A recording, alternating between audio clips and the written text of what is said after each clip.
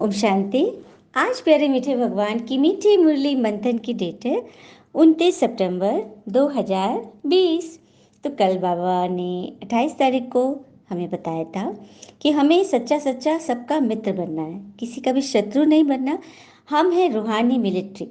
तो हमें ये जो भगवान के द्वारा हमें जो बैच मिलता है उसे जैसे सोल्जर लोग लगा के रखते हैं ना, हाँ, तो हमें भी लगाना है। और इस पर कोई पूछे तो उन्हें अच्छी तरह समझाना है, बताना है कि ये बैज हमें क्यों मिला है और हम दुनिया से विकारों की अग्नि को ख़त्म करने वाले फायर ब्रिगेड भी हैं, है ना। तो ये बताना है और रहम दिल बनकर किसी भी कमजोरी को संभाल लेना है, हाँ। और प्रभु प्रिय बनना है। जो प्रभु प्रिय बनेंगे वही लोकप्रिय और वही स्वयं प्रिय। तो ईश्वरीय मर्यादाओं पे चलना है। आज बाबा ने बोला, मीठे बच्चे, तुम्हारी पढ़ाई का सारा मदार है योग पर। योग से ही आत्मा पवित्र बनती है, विकर्म विनाश होता है। तो ये पढ़ाई, ये आत्मा की पढ़ाई है जो स्वयं परमात्मा पढ़ा रहा है। तो इस पढ़ाई से ही हम योग करते हैं और योग से ही आत्मा हमारी पवित्र होती है। तो जैसे हम सेकंड सेकंड मतलब कि बूंद बूंद करके हम योग जमा करें ना। जैसे कि बारिश की बूंदें भले ही छोटी हो मगर उनका लगातार बरसना बड़ी बड़ी नदियों का बहाव बन जाता है। तो ऐसे ही हमारे छोटे छोटे योग के प्रयास हमारी ज़िंदगी में बड़े परिवर्तन ला सकते हैं, हाँ। परमात्मा की मदद को हम खींच सकते हैं। इसलिए तो बाबा ने बोला ना कि बच्चे योग करो, योग के द्वारा ही तुम्हारी आत्मा पवित्र बनती है और विकर्म विनाश होते हैं। प्रश्न है, कई बच्चे पिता का बनकर फिर हाथ छोड़ देते, कारण क्या होता है? उत्तर, पिता को पूरी रीति न पहचानने के कारण पूरा निश्चय बुद्धि नहीं होता है और 8-10 वर्ष भी ज्ञान में चलकर बाबा का हाथ छोड़ देते हैं। बाबा उन बच्चों के बारे में बता रहे हैं जो ज्ञान में 8-10 वर्ष 20 साल चल कर भी हाथ छोड़ देते। क्यों छोड़ते पता है? क्योंकि माया का तूफान जब आता है, हाँ, किसी का शरीर छूटा, कोई भयंकर रोग हो गए, कुछ पैसे की दिक्कत, कुछ बहुत तरह के तूफान आए, बस उनका निश्चय ईश्वर पर से उठ जाता है, हाँ। क्रिमिनल आय होने से माया की ग्रहचारी बैठ जाती है, अवस्था नीचे ऊपर होती रहती है, तभी तो पढ़ाई छूट जाती है। तो कहने की बात है कि भगवान के हम बन गए, इसका अर्थ ये थोड़ी नहीं ना है कि हमारे सारे कर्ज माफ हो जाएंगे। हाँ, हमने जो विकर्म किए हुए हैं वो तो हमारे सामने आएगा ही, हमें चुकता करना ही है। और कहते हैं ना, संसार का कोई भी व्यक्ति कर्म फल के खाने से इनकार नहीं कर सका। बाकी दुनिया के हर फल को खाने से मना कर सकते कि मुझे नहीं पसंद है, मुझे नहीं चाहिए, लेकिन कर्म फल तो हर एक को चखना ही है। कहते भी है ना कि संसार में परमात्मा की प्रत्येक रचना प्रेरणादायक है, लेकिन हम खुद, हाँ, स्वार्थों में अपने खोए रहते हैं। अब देखो मधुमक्खी को ही देखिए, वो कहीं भी जाए तो क्या इकट्ठा करती है? मधु, अमृत इकट्ठा करती है। और यह संदेश दे रही है ना कि सभी की अच्छाइयाँ देखो, सब में शिष्टता को पहचानो, क्योंकि हर जगह कुछ सुंदरता है, बस हमें उसकी ही तलाश करनी चाहिए। दूसरों में क्या भरा पड़ा है, उससे हमें क्या, हमें बढ़कर सबको मान देना है। हमारी यह विशिष्टता ही हमें सभ्याचार से अलंकृत कर सकती है, सजाती है हमें। हमें सभी के सद्गुणों को पहचान कर उनको जीवन में आत्मसात करने की अलौकिक कोशिश जारी रखनी है। तभी तो हम ईश्वरीय पढ़ाई में तन मन धन से जुट सकते हैं, है ना। फिर आगे बाबा बोल रहे हैं, ओम शांति। तुम्हारी बुद्धि में है ये बेहद का ड्रामा। जो एक्टर्स हैं उन्हें ही एक्ट शुरू से लेकर अंत तक नंबरवार पुरुषार्थ अनुसार करना है। यहाँ कोई साधु आदि संत आदि नहीं समझाते ये कोई बात। हाँ, यहाँ हम बच्चे बेहद के पिता के पास बैठे हैं। अब हमको वापस जाना है, पवित्र तो जरूर बनना है। हाँ, पवित्र कौन बनती? आत्मा बनती है, और आत्मा ही तो वापस जाएगी, शरीर तो यही छूट जाएगा। और शरीर भी यहाँ पवित्र बनना है नहीं, शरीर यहाँ पवित्र नहीं बन सकता। क्यों? क्योंकि अभी पांचों तत्व भी तो पतित है ना, तो उनसे जन्म लिया हुआ शरीर तैयार किया हुआ वो कैसे पावन हुआ? अब तुम्हारी आत्मा पुरुषार्थ कर रही है पावन बनने की, और वहाँ सत्युग में आत्मा और शरीर दोनों पवित्र होते हैं। क्योंकि वहाँ तत्व भी पवित्र होते हैं। आगे बात समझ में? सतयुग में आत्मा और शरीर दोनों पावन है क्योंकि वहाँ तत्व भी पवित्र है।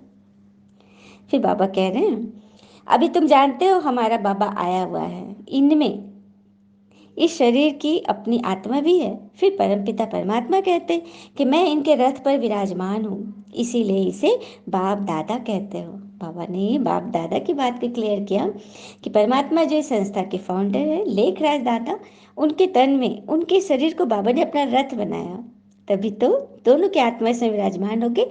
तो परमात्मा है पिता और दादा हो गए ये ब्रह्मा बाबा। तो वही बाबा कह रहे कि इन आंखों से तुम दादा को तो देखते हो लेकिन बाप को नहीं देख सकते। जानते तो हो कि बाबा ज्ञान का सागर है, इस शरीर द्वारा हमें ज्ञान सुना रहे लेकिन हम उसे देख नहीं सकते, है ना। तो बाबा यही कह रहे कि मैं आता ही हूँ, तो कोई शरीर तो चाहिए, तभी तो मैं वाणी से तुम्हें समझा सकूंगा। तुम शिव जयंती भी मनाते हो तो जरूर मैं यहाँ ही आता होगा ना। तुम जानते हो अभी वह हमको पढ़ा रहे हैं, बाबा इसमें आकर हमें पढ़ाते हैं। बाबा को पूरी रीति न पहचानने के कारण निश्चय बुद्धि नहीं होती है, तो 8-10 वर्ष के बाद भी फारकती दे देते, छोड़ देते हैं बच्चे। माया बिल्कुल ही अंधा बना देती है, पिता का बनकर फिर छोड़ देते तो पदभ्रष्ट हो जाता। अब तुम बच्चों को भगवान का परिचय मिला है तो औरों को भी देना है ना। बाकी ऋषि मुनि आदि भी तो ईश्वर के बारे में, निराकार के बारे में नेति नेति करते चले गए, अर्थात ईश्वर की गतिमति ईश्वर ही जाने। आगे तुम भी तो नहीं जानते थे, अभी तुम कहेंगे हाँ हम जानते हैं, तभी तो हम आस्तिक हो गए हैं। बहुत सुंदर बात है, ईश्वर को जान कर, पहचान कर, मान कर उनकी बात पे चलना ही तो आस्तिक बना है। अभी तुम हो ईश्वरीय परिवार, फिर वहाँ होंगे दैवी परिवार। सतयुग में वहाँ ईश्वर नहीं होंगे, वहाँ देवी देवता होंगे, तो हम उनके बच्चे होंगे तो दैवी परिवार के कहलाएंगे। इस समय ईश्वर तुमको लायक बना रहे हैं, स्वर्ग का देवी देवता बनाने स्वयं भगवान पढ़ा रहे हैं। लेकिन इस संगम युग का किसी को भी पता नहीं है, कोई भी शास्त्र में इस पुरुषोत्तम युग की तो बात ही नहीं है। बाबा तो क्लियर बता रहे कि कहीं पर इसका वर्णन नहीं है। फिर आगे बाबा बोल रहे हैं, पुजारी भक्ति मार्ग को और पूज्य ज्ञान मार्ग को कहा जाता है, क्योंकि भक्ति मार्ग में हम पुजारी बन जाते हैं, भगवान को खोजने लगते, ढूंढने लगते, तो पूजा करने लगते, तो बन गए ना पुजारी। और ज्ञान मार्ग में हम पूज्य बन जाते हैं, हमें सब कुछ रहस्य पता चल जाता है कि हम ही ये देवी देवता बनने वाले हैं, स्वयं भगवान हमें पढ़ा रहे हैं, तो हम स्वयं से पूज्य बन जाते हैं। हाँ, तो ये भी बात तुम जानते हो कि दुनिया में पूज्य तो अभी कोई है ही नहीं। पूज्य परमपिता परमात्मा और देवताओं को ही कहा जाता है, लेकिन देवताएं तो अभी है नहीं, वो तो सत्युग में होंगी। ऐसे ऐसे बाबा ने सब कुछ क्लियर किया। अच्छा, मीठे मीठे बच्चों प्रति भगवान की नमस्ते। हम बच्चों की भी प्यारे शिव पिता को नमस्ते। और बाबा दिल से सभी आत्माओं की तरफ से आपको very very very good morning. धारणा के लिए मुख्य सार है, पहले पॉइंट, इस पुरुषोत्तम युग में स्वर्ग के देवी देवता बनने की पढ़ाई पढ़कर स्वयं को लायक बनाना है। पुरुषार्थ में हार्ट फेल नहीं होना है। इस पुरुषोत्तम संगम युग, जब परमात्मा नीचे धरा पर आते हैं तो इस युग को, चारों युग के बाद जो युग आता है वो पुरुषोत्तम संगम युग, चारों युगों में उत्तम। तो इस युग में भगवान हमें देवी देवता बनने की पढ़ाई पढ़ा रहे हैं, तो हमें पढ़ना है ना, लायक बनना है ना। हाँ, पुरुषार्थ में दिल से कष्ट नहीं होना है, हिम्मत नहीं हारना है। दूसरी पॉइंट, इस बेहद के खेल में हर एक्टर का पार्ट और पोजीशन अलग अलग है, जैसी जिसकी पोजीशन वैसा उसे मान मिलता है। यह सब राज समझ वर्ल्ड की हिस्ट्री ज्योग्राफी का सिमरन कर स्वदर्शन चक्रधारी बनना है।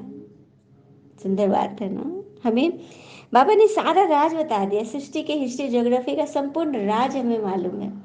तभी तो कहते हैं ना बच्चे कि हम नाराज नहीं रह सकते। हाँ, एक सेकंड मन फंसता है, लेकिन अगले ही सेकंड ईश्वरीय याद से, श्रीमत से, मुरली से, कोई गीत से, कोई रिवीजन वाले पॉइंट से, मंथन से हमारा मन एकदम फ्रेश हो जाता है ना। तो यही है, इसी को कहते हैं स्वदर्शन चक्रधारी बनना, अर्थात अपने आप को देखते रहना, अपने 5 स्वरूपों को देखना कि हम क्या थे, अब क्या बने हैं और आगे क्या बनना है। ये सब कुछ राज जब हम जान जाएंगे ना, तो हमारे मन में कभी किसी बात में कोई क्वेश्चन नहीं उठेगा, कभी भी हम नहीं फंसेंगे। और खुश रहेंगे, क्योंकि खुशी से बढ़कर तो कोई दवा ही नहीं है। जब स्वयं भगवान हमें बैठ पढ़ा रहे हैं तो हमें सब पढ़ना है ना। चलिए हम सभी बाबा से वरदान लेते हैं। बाबा तो बार बार कहते हैं ना कि बीज रूप स्थिति से हमारे सारे विकर्म विनाश होंगे, क्योंकि वही एकमात्र स्थिति है जिसमें हम टिकना तो चाहते हैं, लेकिन तपस्या भी उसी बात की है। चलिए ध्यान से सुनते हैं। बिंदु रूप में अगर ज़्यादा नहीं टिक सकते तो इसके पीछे हमें समय नहीं गंवाना है। बिंदी रूप में तभी टिक सकेंगे जब पहले शुद्ध संकल्प का अभ्यास होगा। सारे दिन हमें अपने मन को एकदम शुद्ध संकल्पों में रखना होगा। भले बहुत प्रॉब्लम है, फैमिली की तरफ में, इन लॉज की तरफ से बहुत सारे प्रॉब्लम आ रहे, बच्चों की तरफ से, लेकिन हमें अपने शांत मन से उन सब को स्वीकार करना है पहले। क्योंकि कहते हैं ना, accept the people as they are. सबसे पहले उन्हें जिस अवस्था में वो है उन्हें स्वीकार करो। हम बिल्कुल भी हमें घबराना नहीं है। जब हमारे साथ स्वयं भगवान है और हम भी घबराए औरों की तरह, तो कोई क्या मानेंगे कि हम भगवान से पढ़ रहे हैं। हाँ, हमारी बात वो सुना अनसुना करेंगे, क्योंकि हमने वो लक्षण तो दिखाए ही नहीं। लक्ष्य रख लिया कि हम देवी देवता बनने वाले, लेकिन लक्षण ही नहीं दिख रहे परिवार में, तो लोग क्या बोलेंगे। हाँ, तो क्या करना शुद्ध संकल्पों के लिए? अशुद्ध संकल्पों को हटाते जाओ। हाँ, जैसे कोई एक्सीडेंट होने वाला होता है, ब्रेक नहीं लगती तो मोड़ना होता है ना। बिंदी रूप है ब्रेक, अगर वह नहीं लगता तो व्यर्थ संकल्पों से बुद्धि को मोड़कर शुद्ध संकल्पों में लगा लो। बहुत सुंदर बात। हम जाना चाह रहे हैं अपनी मंजिल की तरफ, लेकिन गाड़ी आगे बढ़ नहीं रही है, तो मोड़ तो सकते हैं। हाँ, अशुद्ध संकल्प आ रहे हैं, उनसे अपने को शुद्ध संकल्पों की तरफ मोड़ लेना है। कभी कभी ऐसा मौका होता है जब बचाव के लिए ब्रेक नहीं लगाई जाती, मोड़ना होता है। सुंदर बात है। सामने से कोई आ गया गाड़ी, हाँ, कोई बच्चा ही सामने आ गया, तो क्या करेंगे? ब्रेक नहीं लग पा रहा है या टाइमिंग नहीं है, तो फट से मोड़ लेते गाड़ी को। तो ये करनी है। कोशिश करो कि सारा दिन शुद्ध संकल्पों के सिवाय कोई व्यर्थ संकल्प ना चले। जैसे व्यर्थ संकल्प आ रहा है, नेगेटिविटी आ रही है, हस्बैंड ऐसे, पत्नी ऐसे, बच्चे ऐसे, परिवार ऐसे, पैसे की प्रॉब्लम, दुकान नहीं चल रहा, बहुत तरह की बातें होती। दुनिया में जितने लोग ना, उतने उनके प्रॉब्लम्स हैं, सबके अलग अलग हैं। तो मन फंस रहा है उसमें, तो उस वक्त पॉजिटिव संकल्प में मोड़ दो उस दिशा को। ये अभ्यास करना है। जब यह सब्जेक्ट पास कर लेंगे तो फिर बिंदी रूप में स्थित होना इजी हो जाएगा, क्योंकि हमने अपने मन को एकाग्र करना सीख लिया। ये कहते हैं ना, जो मोल्ड होते हैं वही तो रियल गोल्ड बनते हैं। बाबा ने वरदान दिया, श्रीमत से मनमत और जनमत की मिलावट को समाप्त करने वाले सच्चे स्वकल्याणी भव। श्रीमत से मनमत और जनमत की मिलावट को समाप्त करने वाले सच्चे स्वकल्याणी भव। अर्थात पिता ने बच्चों को सभी खजाने स्वकल्याण और विश्व कल्याण के प्रति दिए हैं, लेकिन उन्हें व्यर्थ तरफ लगाना, अकल्याण के कार्य में लगाना, श्रीमत में मनमत और परमत की मिलावट करना, यह अमानत में खयानत है। कितना सुंदर रीति बाबा ने क्लियर किया ना। भगवान ने हमें श्रीमत दिया है जिसे हमें व्यर्थ तरफ लगाना है, सबके कल्याण के प्रति लगाना है, लेकिन हम अकल्याण कर रहे हैं, अभी भी मनमत व परमत में फंसे हुए हैं। हाँ, मिलावट कर रहे हैं श्रीमत में, तो यह उनकी अमानत में खयानत है। अब इस खयानत को और मिलावट को समाप्त कर रूहानियत और रहम को धारण करो। रूहानियत, आत्मीयता, तभी तो आत्मीयता के कारण ही हम संगठन से जुड़ जाते हैं। और ये वो संगठन है जिसमें हमें लगता है कि हमसे आगे सभी जाए, हम किस तरह से सबको आगे बढ़ाएं। जैसे एक बार की बात है, एक बहुत बड़ा रनर विनर था, वो हर साल जीतते आ रहा था, और इस बार इसकी कंपटीशन थी, देश विदेश के लोग आए हुए थे, और उसको एकदम कॉन्फिडेंस था कि वो जीतेगा ही, क्योंकि वो कभी हारा ही नहीं था आज तक। तो जब वो उसे बताया गया कि अब तुम्हें दौड़ना है, शुरू करना है, तो उससे बोला मेरे प्रतियोगी कहाँ है? तो उसको दिखाया गया प्रतियोगी में दो वृद्ध आत्माएं थे, एक अपंग थे वृद्ध और एक माता थी जिन्हें दिखाई नहीं देता।